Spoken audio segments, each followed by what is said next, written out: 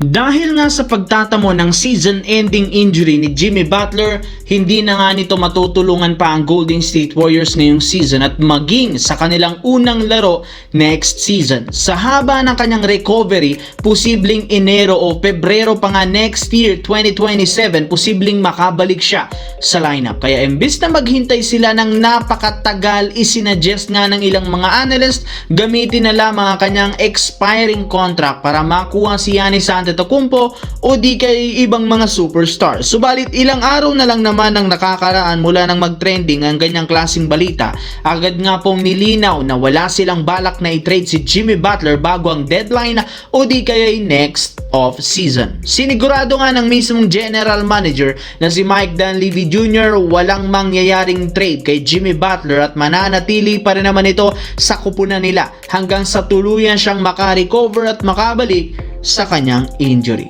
Samantala, maliwanag pa sa sikat ng araw, kailangan ng Los Angeles Lakers kumuha ng bagong player para sa kanilang lineup. At kagaya ng nagsilabasang balita, isang sentro at 3-and-D player ang balak nilang kunin sa market. Alam na rin naman ng halos lahat ng mga fans na nakikipag-usap na si Rob Pelinka sa ibang team. At isa sa mga teams na personal na tinawagan ngayon ng Lakers, ang Dallas Mavericks. Sa anibersaryo nga ng trade ni Luka Doncic at Anthony Davis, balak na naman nga ng kanilang team gumawa ng trade. And this time, si Naji Marshall ang balak kunin ng Lakers. Ito ang pinakamagaling na 3-and-D player na available ngayon sa market matapos mawala sina Keyon Ellis at DeAndre Hunter.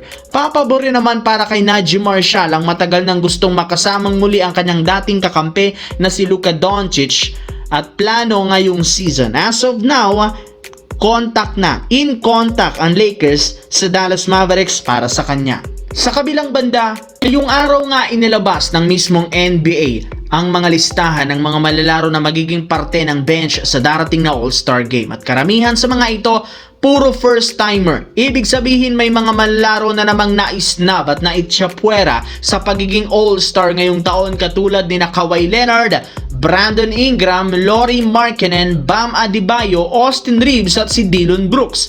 Pero sa mga nabanggit nating mga player, iisang player lamang ang personal na nagreklamo sa hindi niya pagkakasali sa All-Star. Ito ay ang Davilier na si Dillon Brooks, kung saan matapos ang magagandang performance nito sa Phoenix Suns laban dito sa mga contender, naniniwala siya na deserve niya ang pwesto sa All-Star Game. Consistent rin naman ang kanyang opensa at depensa bilang tagabuhat ng Phoenix Suns ngayong out si Devin Booker at Jalen Green. Kaya sa isang interview, hindi nito napigilan ang sarili na sabihin ang kanyang hinanakit sa NBA dahil dapat nga kasama siya sa All-Star Game. Sa ipinapakita nitong performance ngayong season, hindi malabo na alam niya na dapat kasali siya.